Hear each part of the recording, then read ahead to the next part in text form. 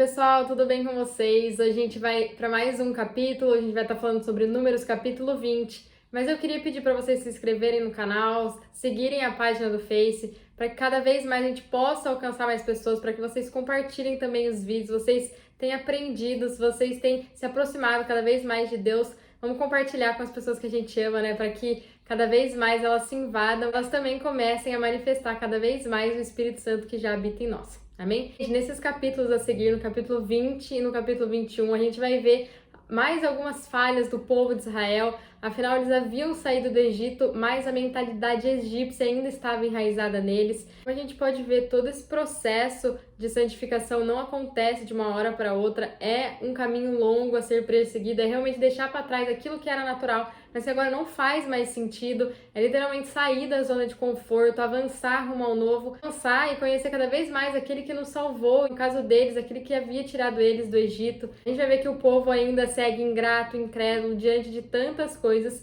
que o Senhor estava fazendo no meio deles, tanta revelação, tanta manifestação do poder de Deus.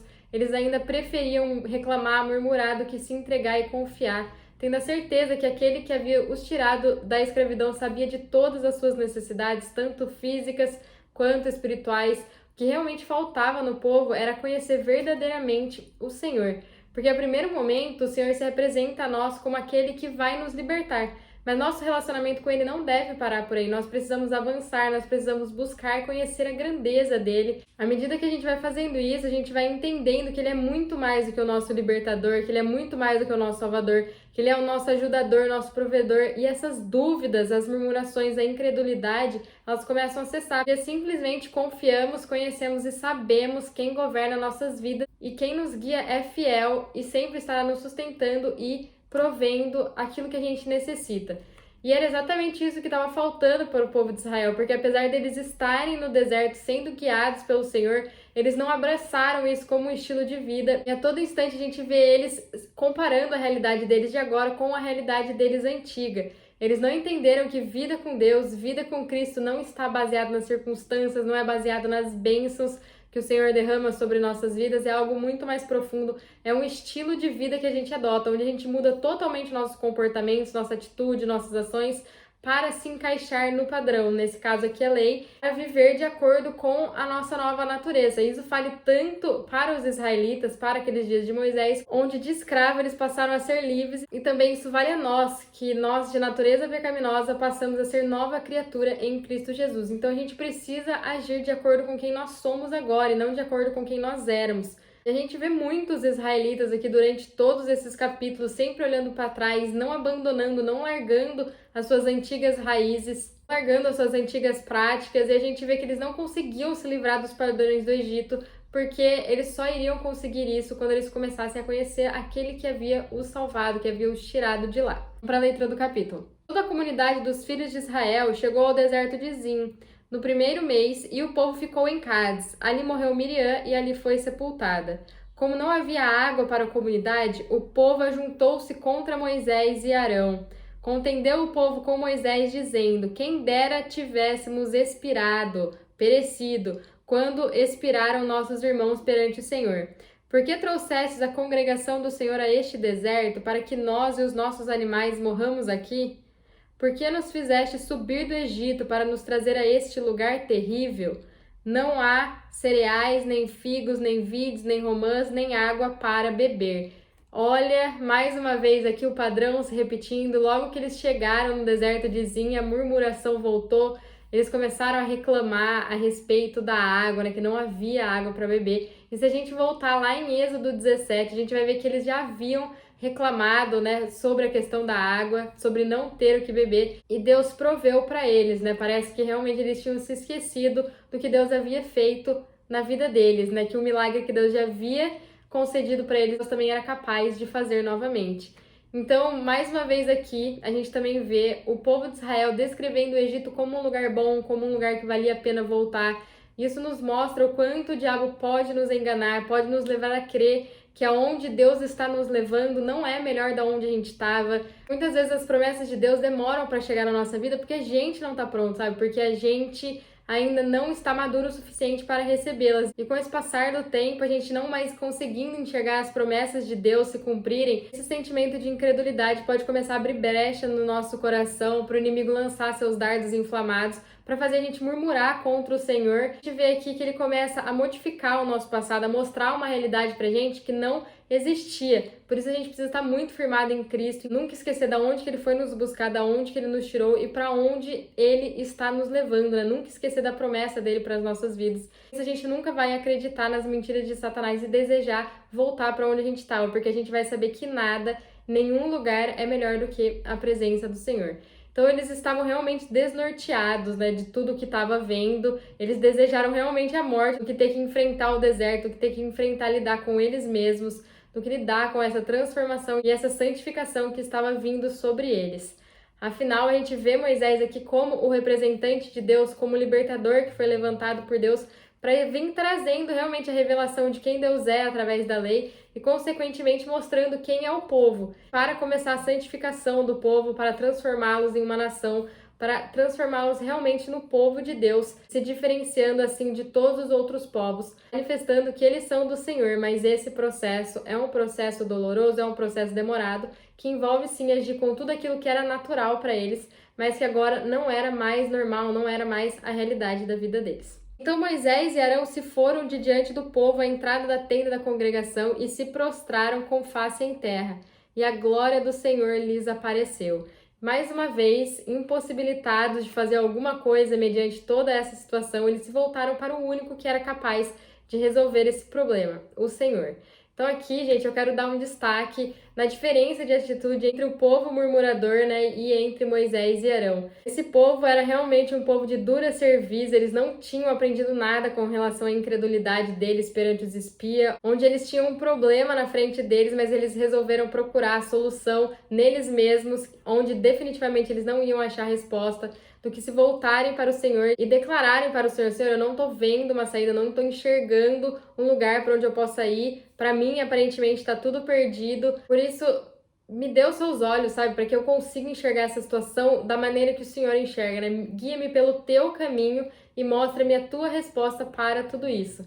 E é exatamente o que acontece aqui. Eles viram o problema, mas em vez de ir à fonte, mesmo que indo a Moisés, mas não para reclamar, mas para pedir a solução diante de Deus, eles não o fizeram, eles seguiram o mesmo padrão do qual eles já estavam acostumados, que era reclamar. Mas Moisés e Arão definitivamente enxergavam além, eles não estavam só ali no deserto, eles verdadeiramente tinham vida com Deus, eles se relacionavam com Deus e sabiam que somente Deus conseguiria trazer a resposta mediante esse empecilho que estava diante deles, com relação à água. Disse o Senhor a Moisés: toma a vara, ajunta o povo, tu e teu irmão Arão. Na presença deles, ordenai a rocha que dê as suas águas. Assim lhes tirareis água da rocha e dareis a beber ao povo e a seus animais. Então Deus aparece com a solução. Ele nunca é pego de surpresa, ele sabia tudo o que ia acontecer. Ele conhecia bem mais o povo do que eles mesmos se conheciam. Deus não foi pego de surpresa, ele nunca é pego de surpresa. Até mesmo quando Adão caiu, não foi um acidente de percurso, né? A nossa redenção, Deus já sabia de tudo. Por isso o cordeiro na fundação do mundo já havia sido oferecido como holocausto a Deus.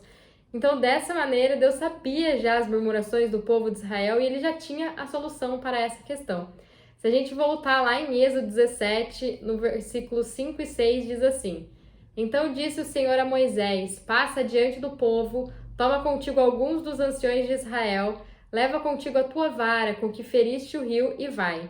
Eu estarei ali diante de ti sobre a rocha em Horebe. Ferirás a rocha e dela sairá água e o povo beberá. Moisés assim o fez na presença dos anciões de Israel. Então, nessa primeira ocasião, mediante essa primeira murmuração com relação à água, para matar a sede de todo o povo, o Senhor pede para Moisés ferir a rocha. Já aqui, em Números capítulo 20, nessa segunda murmuração da água, o Senhor pede para falar com a pedra. Pede para ordenar a rocha que dê suas águas, não ferir, mas ordenar. Então, a pedra que fluía a água era Cristo, essa rocha era Cristo e a água tipificava o Espírito. Então Moisés tomou a vara de diante do Senhor como lhe tinha ordenado. Moisés e Arão reuniram o povo diante da rocha e lhes disseram: Ouve agora, rebeldes, porventura tiraremos água desta rocha para vós? Então Moisés levantou a mão e feriu a rocha 2 vezes com a sua vara. A água jorrou abundantemente e a comunidade e os seus animais beberam. Logo após ouvir a palavra do Senhor, Moisés tomou a vara, obedecendo a Deus, a tudo que ele havia dito, mas na hora de pôr em prática a palavra de Deus, ele decidiu fazer da sua maneira, ele decidiu fazer da maneira que ele já havia feito. Então, ele feriu a rocha, coisa que Deus não havia mandado ele fazer. Infelizmente, muitas vezes nós ouvimos a direção de Deus, aquilo que ele pediu pra gente fazer, mas por um descuido, por decidir mudar um pouco a rota, a gente acaba agindo da nossa maneira, a gente acaba agindo de acordo com o nosso próprio entendimento, seguindo os nossos caminhos e não os caminhos do Senhor. E apesar dos planos do Senhor para as nossas vidas serem planos de paz, de prosperidade, se a gente começa a seguir o nosso caminho, a gente vai sofrer e a gente vai colher aquilo que a gente está plantando. Mas por que aqui, nessa segunda murmuração, Deus pede para Moisés falar com a rocha e não mais feri-la? Na simbologia bíblica, a rocha é Cristo, como a gente já viu. Primeira vez que Deus mandou Moisés ferir a rocha, Deus queria que esse ato simbolizasse o sacrifício expiatório de Cristo lá na cruz, porque lá na cruz ele foi ferido pelas nossas transgressões. Então, quando Deus diz para Moisés falar com a rocha agora nessa segunda vez, a rocha já tinha sido ferida. Então Moisés desobedeceu e desobedeceu muito feio, porque Deus jamais suportaria ver a rocha, ver o seu filho ferido 2 vezes.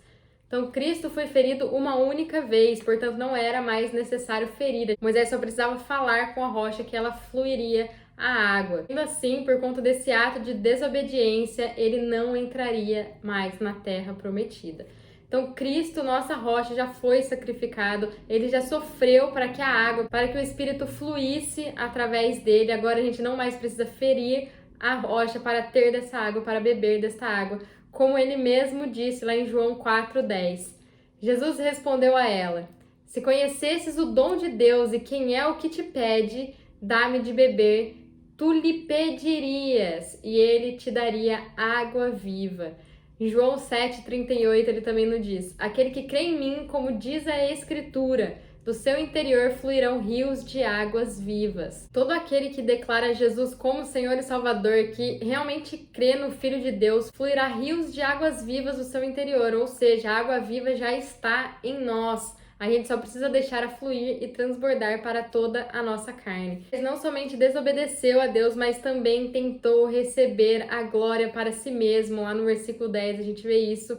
E Deus jamais permitirá isso, ele não divide a sua glória com ninguém. Por isso a gente precisa ter muito cuidado a não entregar a glória que é devida a Deus. Muitas vezes, quando a gente flui da autoridade do Senhor, a gente flui da palavra dele, e a gente começa a receber o reconhecimento dos homens.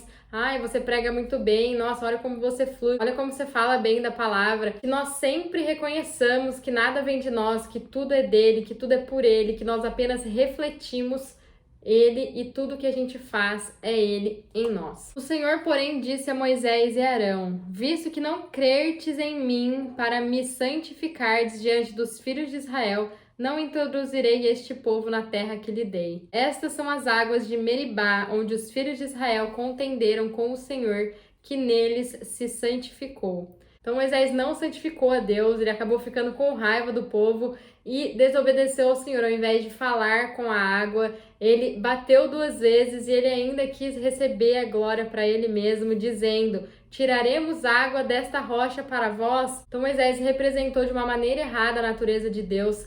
Nesse momento ele não manifestou a santidade de Deus, ele deixou a sua carne falar mais alto. E assim Deus puniu ele e o seu irmão, não permitindo que eles entrassem na terra prometida. Moisés não alcançou a promessa de entrar na terra prometida. O apóstolo Paulo nos diz: Antes subjugo o meu corpo e o reduzo à servidão, para que pregando a outros, eu mesmo não venha de maneira alguma ficar reprovado. Então, Paulo pregava a Deus ao outro, mas ele também afligia seu corpo, reduzia ele à escravidão, para que ele se apresentasse também de maneira aprovada diante do Senhor.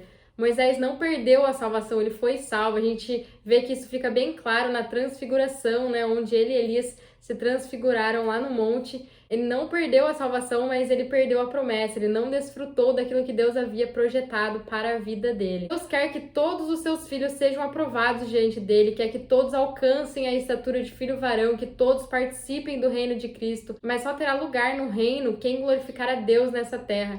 Assim como o Filho glorificou o Pai, no tempo do milênio será o tempo do Pai glorificar e honrar o Filho, e nós seremos participantes desse reino se glorificarmos o nome do Senhor na terra. Gente, que tudo isso fique bem claro, eu não tô falando de salvação porque ela não tem nada a ver com aquilo que a gente faz, ela tem a ver com aquilo que Cristo fez por nós estamos firmados nele, e glória a Deus por isso, porque se realmente a nossa salvação dependesse da gente fazer alguma coisa, a gente estaria totalmente perdido. Por isso a gente precisa ter uma frase sempre em mente: nós não somos mais pecadores tentando ser salvos, nós somos salvos tentando ser santos. Moisés enviou de Cádiz mensageiros ao rei de Edom, dizendo: assim diz teu irmão Israel, sabes todo o trabalho que nos sobreveio, como nossos pais desceram ao Egito e vivemos lá por muitos anos.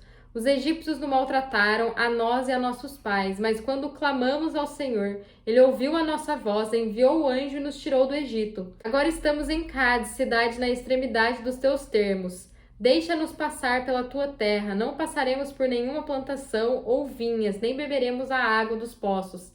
Seguiremos pela estrada real, sem nos desviarmos nem para a direita nem para a esquerda, até que atravessemos os teus termos. Respondeu-lhes Edom: não passarás por mim, do contrário sairei com a espada ao teu encontro.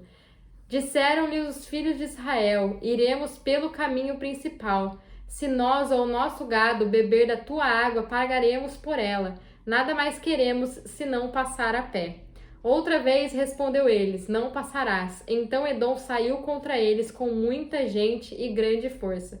Assim Edom negou passagem a Israel pelo seu território, pelo que Israel se desviou dele. Uma rota comercial bem usada, chamava Estrada do Rei, corria de Ezion-Geber, no Mar Vermelho, através dos reinos de Edom e Moabe até a Síria. Moisés decidiu usar essa rota para a entrada de Israel em Canaã. Então ele foi pedir autorização, permissão ao rei edomita para passar pelo seu território, prometendo não danificar os campos de Edom, nem mesmo usar sua água, mas se caso em alguma emergência eles precisassem usar a água de Edom, eles pagariam por ela.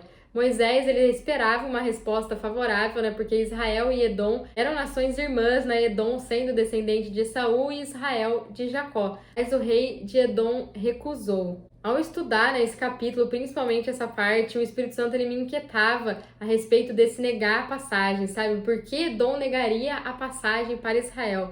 Afinal, eles eram irmãos, apesar de toda a briga que aconteceu com os líderes dessa nação, já fazia muito tempo, e eu não estava conseguindo enxergar, eu não estava conseguindo entender a revelação do Espírito Santo, e isso me perturbava. Eu falava assim, mas por que Edom não deixou Israel passar, sabe?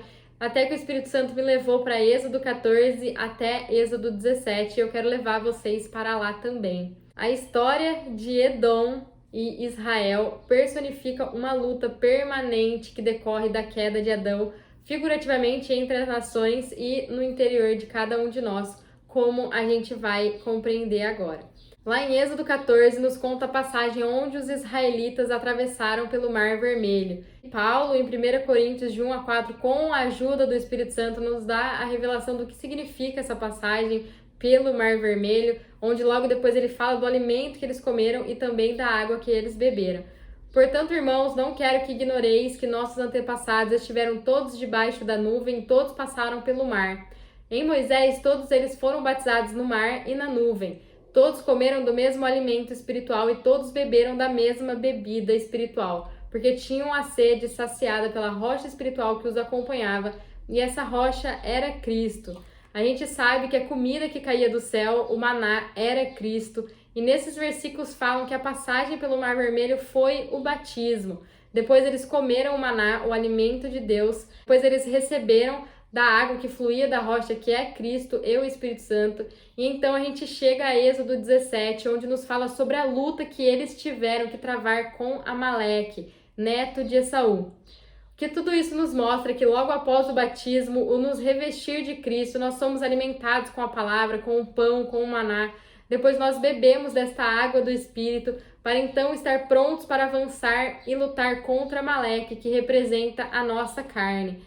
A história de Edom e de Israel realmente personifica essa luta, essa batalha que a gente trava no nosso interior. Em Romanos 7, versículo 14 até o 24, nos diz assim: Bem sabemos que a lei é espiritual, mas eu sou carnal, vendido como escravo ao pecado. O que faço não entendo, pois o que quero isso não faço, mas o que não quero isso faço. E se faço o que não quero, consinto com a lei que é boa. De maneira que agora já não sou mais eu que faço isso, mas o pecado que habita em mim. Eu sei que em mim, isto é, na minha carne, não habita bem algum.